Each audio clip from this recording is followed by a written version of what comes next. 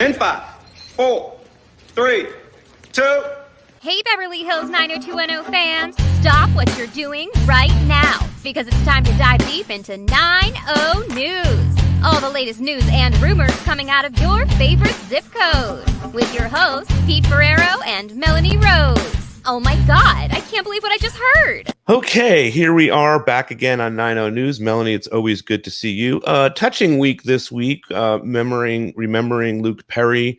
Our show covered the Dreams of Dylan McKay, and we also did a Zoom call with a bunch of fans, and we all just kind of remembered him. I'm still sort of touched by that Zoom, Melanie, and just hearing just how this has affected everybody. I think we all opened up a little bit and whatnot, and just how much we miss him and all that.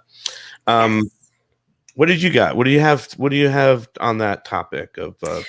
Well, since it was a very Luke Perry heavy week, I thought we would bring on Charles and Larry, and we'd recap the Dreams of Dylan McKay episode, and then Larry can talk a little bit about our fan Zoom that we did last night. All right, so let's bring them on together. Yes. Yes, let's do it. We're like, sometimes when we do this show, we're figuring it all out on the fly. All right, Charles and Larry, it's good to see both of you.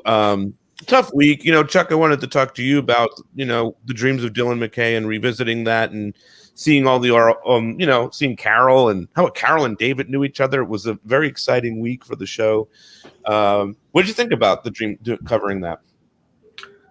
It meant a lot to me as well, going back to that episode, as I had said on the podcast itself, that was really the culmination of 2 years of me feeling that I was a guardian of the character of Dylan McKay. Luke was very forthcoming with me about what he wanted to do and how he wanted to do it. And my job was how can I execute and get what my star needs and still keep the show within the parameters of what the show is. And the one time we kind of went outside that boundary was the Dreams of Dylan McKay, where all things were open, and it was the battle for good and evil.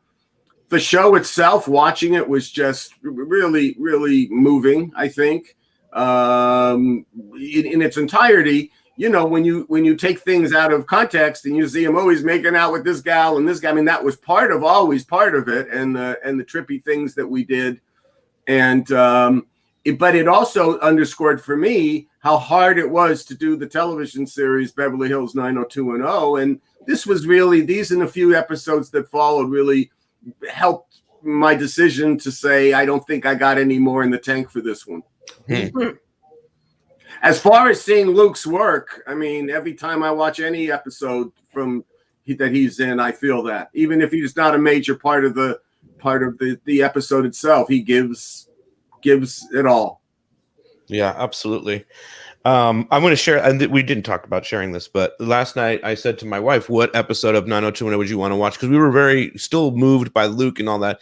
And she picked season 2, the Summer Storm, when Luke or when Dylan injures his ribs and the surfing and all that. Another I was again tearing up at just, seeing this person, and the performances that he would deliver specifically there. She's a Brenda Dillon person. So that was a very heavy Brenda Dillon. Brenda's there to rescue him and all that stuff. And just really just such a gifted actor, and Larry, you joined the Zoom for a little bit. What did you think about hearing what people were saying about Luke? Well, he obviously was a very important person in all these people's lives. I mean, they really were. We had, it was quite an interesting array of people. We had a lot of New Yorkers, which I found lovely hearing the old familiar accents again. I think we had Maggie, and then we got the Melissa in Boston. And I mean, like hearing her story, Chuck. You didn't hear this gal has a cutout of Dylan McKay in her bed and just got married. Her husband had to deal with that. That was hilarious. I love that. Are they taking odds on the lifespan of the marriage? I asked her that Still today. Married. I actually Instagrammed her today and asked her that, and she said no. She said the bastard's still with me. That God bless her. She's a real Bostonian. These are Massachusetts people, right, Larry? Exactly. I love. Then you got Maggie in New York, and you had Thaddy in Brazil, and Jen Len Ben up in Northern California, and there was just an array of great folks. I think there were like 20 in and out. Yeah, 30 or 20 or 30 in and out. And Mary B is telling her story because some of them actually had met, and Leanne Yokes was there also.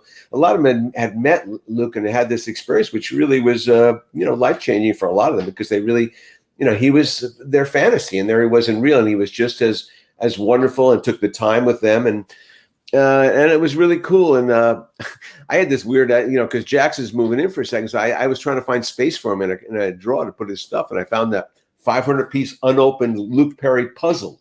Yes. Like a giant poster puzzle. I didn't even know I had this thing. I must have set it aside for something or other. So that was kind of cool. And they all started competing for it. Yes, I don't know what to do with it. I have it here. I found a couple of things actually. I found a license plate, a 90210 license plate. Really? I don't know. I haven't opened this stuff yet. I think you've got some donations to make to contact. I can't remember if I promised it to Darren Martin. No, it was a tough week for people. The other thing that happened was I got to meet Chuck's friend, Carol Ida White. And I've had a conversation with her because she was a friend of Jed Allen's. And I'm trying desperately to track down some of his sons to be able to speak about Jed, especially this week because we have Randy Spelling coming up on Wednesday, who played Randy's father. Ryan Sanders' father. So I'd love to hear about Jed. And he was such an important part of the show. So if anyone knows Rick Brown, Mitch Brown, or Dean Brown, please get in touch with us. Yeah, please. Or if you know Dr. Brown's, you could get them to send me some cream soda. I love that cream soda. The black cherry also, with the pastrami sandwich. With the black cherry with the pastrami sandwich is perfection. It's a good product placement idea for the podcast. Really touching, though, to have everybody together. Melanie, you wanted to ask before these guys leave and we bring on someone else, you wanted to talk to them about the other thing that's going on with the streaming platform, right? Yes, Paramount Plus launched yesterday. It is a new iteration of CBS All Access. Viacom, CBS, Paramount are all one now. So they're offering a 1-month free trial, and they start at $5.99 a month for a paid subscription. There's an ad-free version for $9.99. And of course, Beverly Hills 90210 is streaming there because it is a CBS-owned show. And Charles had a couple thoughts to share on that. So Charles? Well, let's analyze why it's called Paramount now and not CBS. The reason probably would be if somebody did a market research and Paramount scored higher, because it's the exact same thing.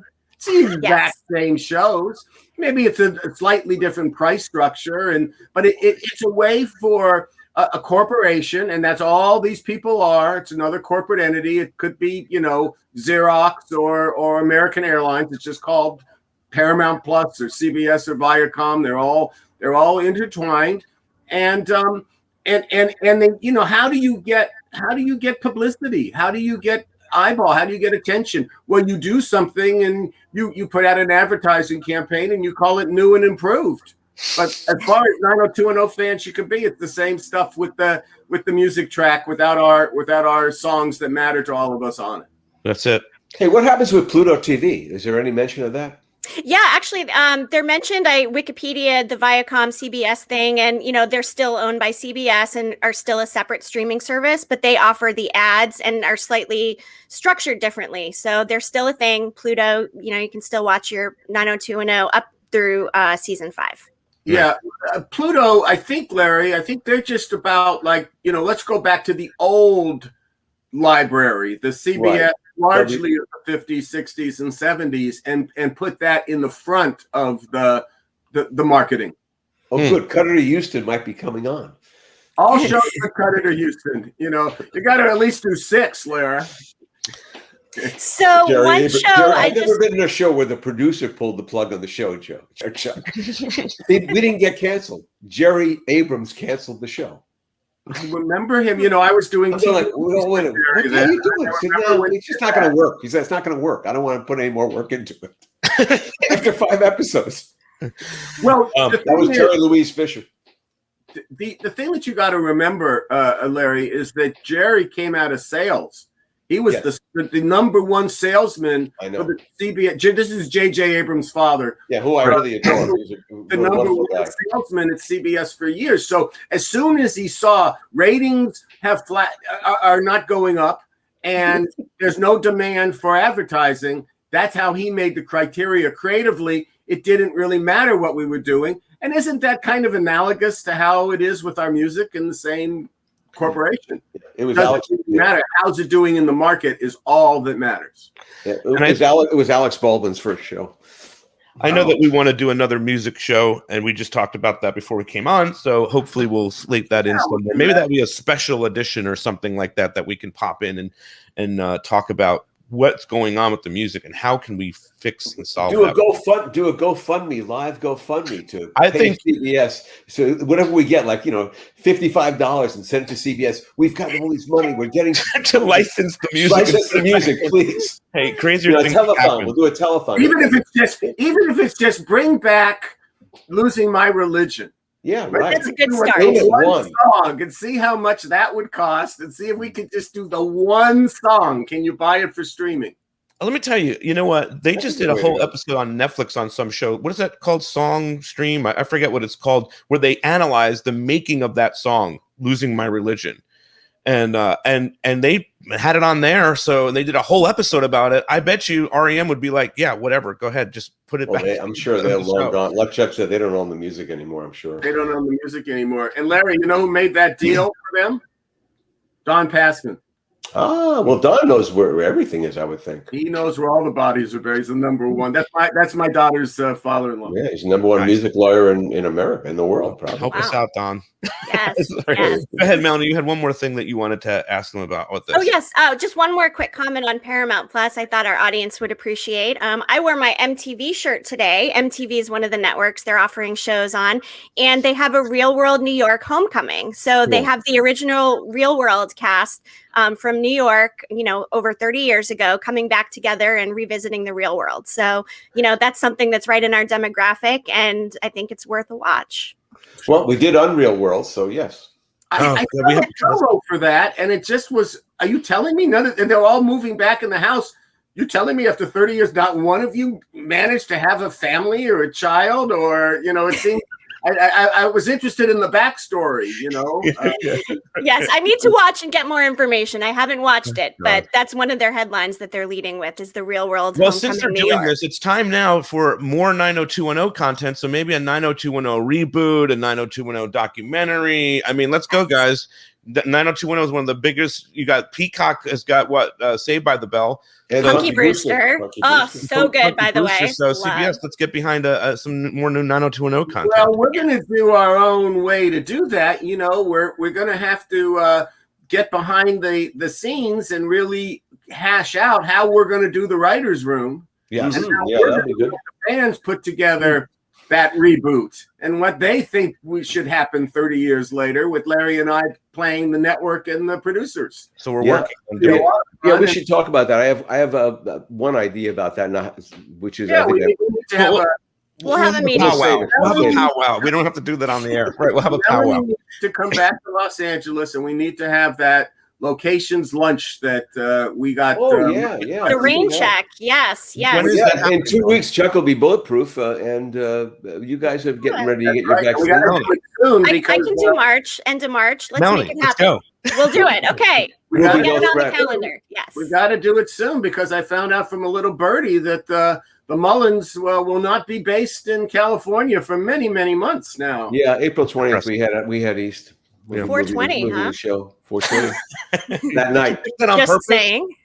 Of course. Well, my birthday's 4/19, so. That's appropriate. That's on brand. I love that. I'll be 75 if anyone was getting a cake. Yeah. Okay. We'll keep that in mind. For sure. All right, guys. It's good seeing you. We have to move this show along. We've got some other people to pop. All right. Yes. Thank you both. Have a good weekend. Enjoy your vaccination. All the news that's fit and lit. All right, man. Yes. Good seeing you. All right. Thank you, guys. Bye. Bye. All right, Melanie, I want to bring on our friend from Us Weekly, Sarah Hearon, who, did I say that right? Hearon, whatever. Thank you. Okay. Sarah Hearon, who, we were talking about the Luke Perry thing and what had happened this week.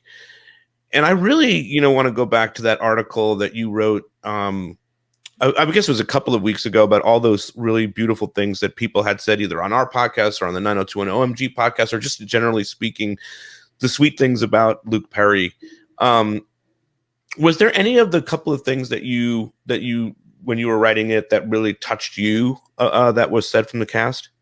Yeah, I mean, first of all, I just love that I'm, being able to go back to old episodes and resurface quotes, because it's hard, to keep up. There are a lot of podcasts, there's a lot of moving pieces with stories, and trying to figure out what Us Weekly readers specifically want to know about a show that hasn't been on in a while. Everything's so hit or miss, so it's so interesting. But I love getting to go back.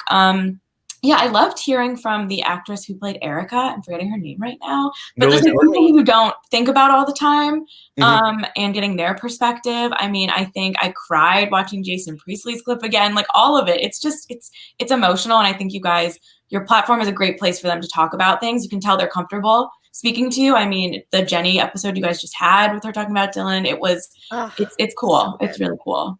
Yeah, and I love what you did with that piece, and there were so many beautiful things said about him. I mean, I know you're just the reporter, so you can, it's not about your feelings about all of this stuff. But when you're a fan, obviously you're a 90210 fan, and I don't know if you saw when we had Tori, I referenced your interview because I loved your interview because it came across like, this is a fan talking to, about fan moments that we all appreciate. But has it been rewarding, or as a fan listening to everybody talk about Luke? For me, I said this when we had that little Zoom about, loving somebody from afar, right? I've never met Luke Perry, but then you hear everybody talking about Luke Perry and it's like, oh my God, this was a great guy. It's so rewarding to hear that as a fan. Do you feel that as well? Oh, absolutely. I mean, it's a hard thing also with, interviews and stuff with celebrities. Like they say, don't meet your heroes. And then you never know if you're going to be disappointed or excited. And I feel like the general consensus very clearly about Luke is all amazing things. And someone actually just asked me this recently. I was doing a podcast about just like journalism and the digital age and stuff, and how fast everything moves. And it reminded me of with the day the news broke about Luke, we had like a bunch of people out and it was like so stressful and we were trying to get all the stories up and I like didn't register it. And then like hours later I was on the PATH train and I started hysterically crying. People were just like staring at me and it just came over me so delayed because it's like reporter or like news, get it out. And then it was like a delayed reaction. So even years, like I remember that so clearly. Yeah, I'm going to play a couple of clips from the Zoom later, too, of that. But you mentioned the Jenny one. I wanted to just share that clip, what Jenny said about Luke when she was with us. Here's that. Yeah, I mean, it was oftentimes very confusing to even me. So, and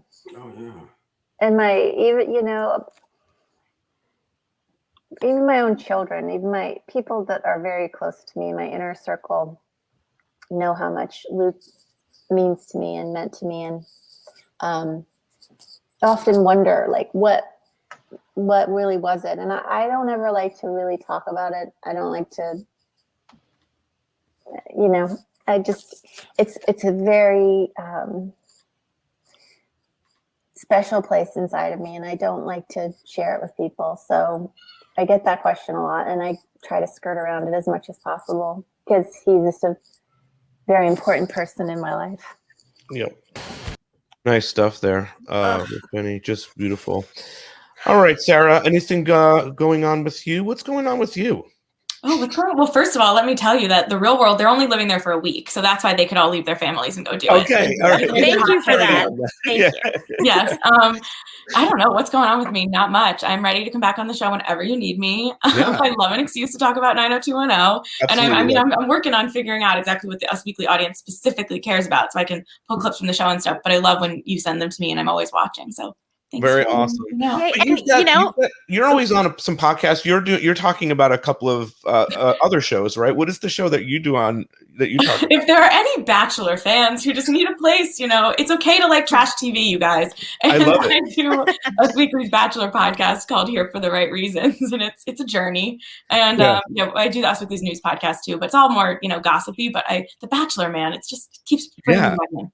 So make sure you find that one. What's it called again? I'm sorry. It's called Here for the Right Reasons. Here for the Right Reasons. Check that out. It's awesome stuff. I see you posting about it, and I'm like, I don't watch that show, but I want to watch that show now. But sorry, Melanie, to do this and divert 90 News here, but we're both fans because we're both from Jersey, so we're both Real Housewives of New Jersey fans. First of all, I have to say, I thought this week the way they teased, the whole Melissa cheating and the text and all that stuff, and then it wasn't even a thing. It was just like not cool.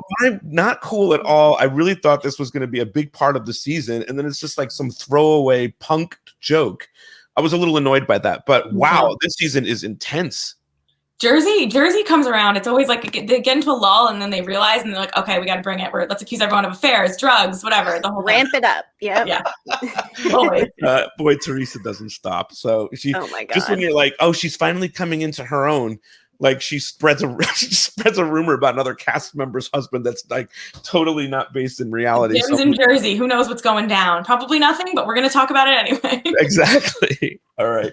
Thank you, Sarah. It's always good seeing you. And I'll hit you up about coming on the show again pretty soon. So all right. Hey, really quick before you go, I like your headbands. We're totally in the headband club today. So great look. Thank you. You're welcome. All right. Good seeing you, Sarah. Bye, Sarah. Bye, guys. Right, bye. God, I love her. She's just so cool. It's just so cool, like reconnecting with my Jersey peeps. I mean, and she's not somebody that I really knew prior to the 90210. So, it's been awesome. Hey, God, that makes me want to catch up on Real Housewives of New Jersey. I'm a couple seasons behind. I've been seeing Teresa and her like super young hot boyfriend on Instagram, but I'm behind. I need to catch up. So there's a lot of things here, Melanie. Hang on one second. I'm sorry. I'm just trying to organize clips. Mm-hmm. It's okay. You can see that happening. I know you're in the Yes. I'm watching it unfold below the stream. So we talked about the Zoom thing. Yes. Which was really great, by the way. Said so much this episode, but also said so little. So you're making yourself have to edit now. God. No, I don't. At this point, I feel like even including this, none of this is going to be edited. I'm good with all. Oh, you're going to let it all roll this week, huh? I don't feel like even including this. I don't feel like anything has been. I don't feel like there's anything egregious just yet. So, but it's always possible. Just yet. Well, because I'm just about to say how great your braids look, and like. Oh, thank you. Yes, actually, I got some braid compliments on the Zoom last night after you signed off. Someone said how I think Thaddy mentioned the braids and how cute they were. So I appreciate that. And there was a YouTube comment about the braids last week too. So I think I'm sticking with it. Braids in 2021. And by the way, that happened by accident, I think. It did, because one day we were getting ready and I was like, oh, I really don't like my hair. And I just threw it in the braids. And you were like, that's a good look. You should stick with it. So I've been like bringing them back more. So year of the braid. That's it. Hey, we were talking about the Zoom and Larry and I both said some things about Luke in it. And I was going to share those, just a couple of those clips from what we had to say about Luke in the Zoom chat. So here's one of them. I don't know which one. Do you remember where you were and how you heard about this whole thing? Yeah, I was going to start writing a novel. I had researched it for a year, and then I was getting ready to sit down and write, and I heard that he went into the coma, and I said, "Fuck, I'm going to keep writing." That's what I did. Yeah, but I mean, it was a big deal. It's kind of like the Bukowski thing. You drink when something goes wrong, you drink when something goes right, and then you drink to make something happen. Right. So you're all there, So that was Larry.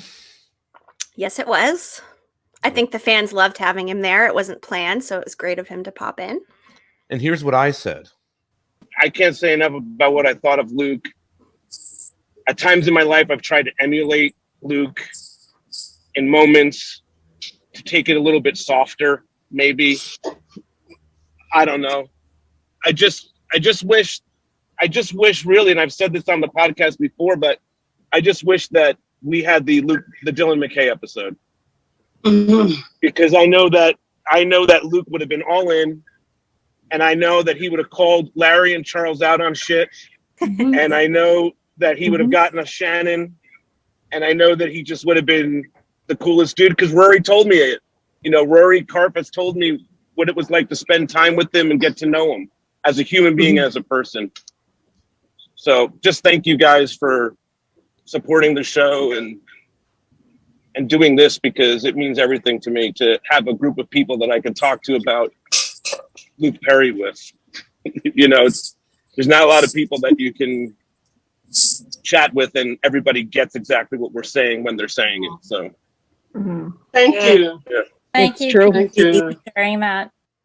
Oh, that was so nice, Pete. Yeah, well, thank you. I mean, it's I like that. how I feel, you know. Yep. And I don't think he would call Chuck and Larry out too much because I think he would, No, just enough. Just enough. yeah, exactly. Yes. Well, I just, you know, I guess what I was just trying to say is just, you know, when doing this podcast, I never envisioned a moment where I would talk to Kathleen Robertson. I never envisioned a moment where I would talk to Jason Priestley, and like prior to it, like I never had those moments. And then all those things happened, and they're amazing. And as a fan of 90210 and to talk to them, it's so powerful to me, like to know that dreams come true, you know, and not only that, but they're all really awesome people. Yes. Like I said to my wife last night, I was like, I don't know if we were doing a Friends podcast, if I would have that same experience. I don't know them. That's not a shot at Friends. I don't know any of them, but I do know that this group they're all absolutely incredible, awesome, like loving, appreciative people. And, it's really been nice to see that. And so, you know, when people ask me dream guests, I say Shannon Doherty always, because like Yes. I need to talk to her. Like I need to be connected to her because I know that she's like this powerful, emotional person.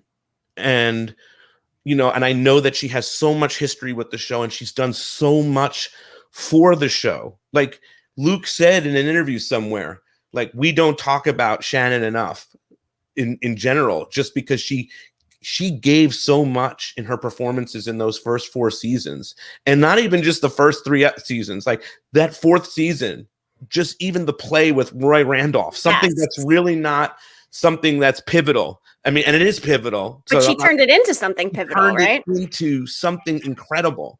You know, like I wanted her to get the fucking part. You know what I mean? Like I didn't want Laura to get it. I wanted Shannon to get it. So we talk about Shannon all the time. Like that's my dream guest if I ever to talk to someone on this podcast. But what supersedes that in the truth is, man, how I wish I would have had Luke Perry on this show. Yes. Because as we're talking about Shannon, you got to talk about Luke too and what he brought to the show. And like, that's one Shannon, maybe one day will say to herself, you know, hey, I want to talk to that guy. The show seems really cool, whatever. Maybe that might happen. Maybe it will never happen. I don't know, but Luke will not. No. And that's something I have to live with and, you know, and just take in and just know how upsetting that is and how sad that is. Listen, people ask me all the time if I would ever, because I make documentaries, make a 90210 documentary. And the truth is I absolutely would love to do that. And I absolutely would love to talk about Luke to all of them. But look, I'm not going to talk about this proposed documentary, but I would love to make one on 90210. And I would like for a centerpiece of it to be about Luke Perry's impact, not only in the culture of 90210, the culture of the world, but also like just his ability as an actor and all that. So anyway, I went off the rails there, but we were talking. It's okay. It's an important topic, and for me too, it would have been my dream to meet him. As I said in the Zoom, I had a chance to meet my other childhood crush, Mark Paul Gosselaar, Zach Morris. And it just kind of breaks my heart a little that I know I'll never have that opportunity with Luke. And Melanie, this is, we're in the deep end of the pool now, but like I had the opportunity to meet Luke and Jason in Parsippany, New Jersey. That Amy talked about that in the Zoom. I was supposed to go to Parsippany to do that, and I didn't go. I just said, you know what, I'll catch them next time. I don't remember. It was just some dumb shit that I had going on that day, and I skipped it. I just was like, that will come again. It's a life lesson, right? The next time you have a chance like that, go. Just go. Whatever the cost of the ticket is, if you're a fan of something, whatever it is, just go. But speaking of Shannon and Luke, I noticed that she posted, you sent me these clips here, and I don't know if I'm off the script here. I totally am. But she posted these beautiful images on her Instagram of her and Luke, and that's from Little Fish. Yep. Yeah, That's the pizza right down the street from the beach house. Yeah. Yep. Oh, there they are. That's a beautiful picture. Oh my God. She looks so good. I just love them. Just seeing them all together and, having those little moments in the podcast and talking to other fans about it, I think is really important that we just continue to share his legacy and his work and to talk about him. So that's what this whole 9-0 news this week seems to be about is, like whatever else we're going to cover here is great and cute and fun and all that, but just making sure that we're all talking about Luke and how great he was as a performer. And I said on my post, which I have no right to make a post, I've never met him, but just how much peace his work gave me through the years. I mean, and that's for all of them. And I just feel like they all need to know that and be reminded of that, because I think that can get lost in all of this, want to do other projects, you want to do other things, but there's a group of us that like watch 90210 and it means so much to us beyond what just being a TV show.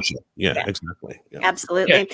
Yes. Let's move on to some lighter topics, Melanie. Yes, you know what? This is a good segue. It's a lighter topic, but still ties into Luke. I believe you have a hunt video of one of our hunters. I texted it to you at the top of the show. Yeah, I got it. Oh, cool. And so the task, this was from the Love 90210 hunt. It was to create a love poem to one of your favorite 90210 cast members. And this one came from Dana.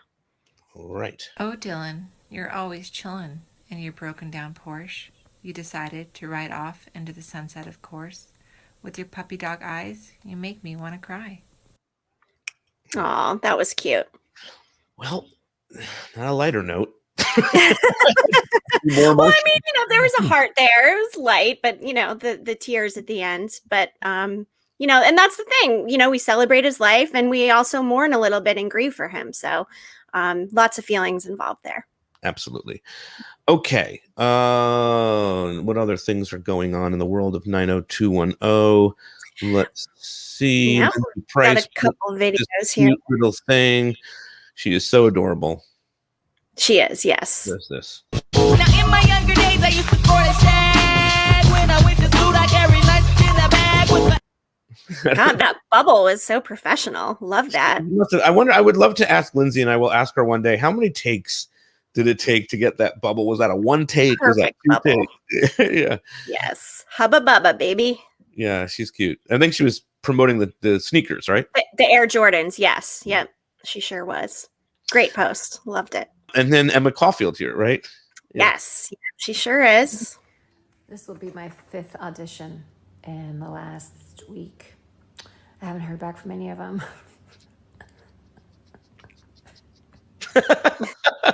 She's so funny. I love her. And, as we've mentioned before, she's on WandaVision, which I believe the season finale is wrapping up over on Disney Plus. And, looks like she's doing some auditions. So who knows what we'll see her in next. I can't wait. I love her. And then there's this. Okay. Do you know we have even more new shirts and merchandise at Beverly Hills 90210showshop.com? For instance, watch our Planet 90210 show with some sick Planet 90210 merch. Or want to celebrate at the Peach Pit? Check out this new shirt with a photo from Jill Henkel's collection. Or, oh my God, I know Claire Arnold fans are going to love this one. A little sex, rock, and really decent literature. Plus, for all you Larry Mullen fans, that's right, a Get Outta Here shirt. And don't forget about our classic designs. We keep loading it up with more items each week, so head over to Beverly Hills 90210showshop.com for all your 90210 stuff. Got my new Evolution mug. 2 new items in the store that looks great. 2 new items in the store. Hey, how about this one, right? I love Bev class. Yeah, I mean, that's out there on the store now, Beverly Hills 90210showshop.com. And also, Melanie, I don't know if you know, but we have a Patreon. Oh, We're interesting. This is something that is on there now. 90210. If something like that is said from one character to another, it has to be paid off. 2 years ago, after I left Brenda. When Dylan says 2 people died, Kelly doesn't look up. He says, I let Brenda. She turned to listen to it. Which, by the way, as the audience, you're doing the same thing. You're like, what? What? I came back because I missed you. It did feel like a reunion. You know, I mean, this is the story is, I mean, what was happening on the show was a real life thing. And don't take on Kelly Taylor. I mean, like, yeah, right. It just feels like the juggernaut, crushing the ant in a way. A2. You sank my destroyer. When he says you sank my destroyer, I love how he says it. It's so Dylan. If you had to be stuck on a desert island with one of them, who would that be? Dylan McKay. That was just one of those. It's like, oh well, what if she was hypnotized, and the truth came out? Hello. Kel. It's Dylan. I thought I lost you. The audience is getting to the backstage behavior of how Kelly really feels about Dylan, but it's not to Dylan, and unfortunately, it's to Matt.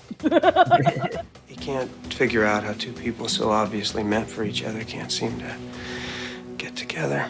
What do you think, Aaron? Are they together? We're all allowed to have our own.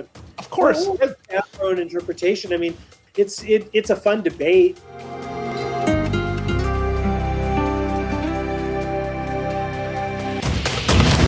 Great stuff. That is good. I like the watch-alongs. I think for me, the watch-alongs are one of my favorites. I love doing the Dreams of Dylan McKay watch-along last week. What's been your favorite watch-along so far? I loved watching with Lindsay. Okay. That's what started with us working on something. Like, I mean, I just love hanging out with her. She's just so personable and she's so funny, and she has like really good insights into those last couple seasons. And this is a place where we get to cover a lot of those last seasons. I put Todd's website up here too, toddherbertsedits.com. Hebert. I mean, toddhebertedits.com. Check him out if you need some editing work. He's hooked us up with that cool Patreon thing. So I think hanging out with her is always great too. Always want to plug away at our friends at 90210 OMG, Tori and Jenny's podcast. I know they're always covering some fun stuff. Melanie, is there anything else we need to cover for this week? I think we're good. It was a very Luke Perry heavy week. Not a ton of news going on, but I think we're good. We hit it all. And, once again, rest in peace, Luke Perry. We all miss you so much. And thank you for giving us the gift of Dylan McKay. Absolutely. Okay. Well, then on that note, Melanie, I think there's something that you need to say. That's right. I'm going to say it. Everybody have a great weekend. Thank you for tuning in again. And 9021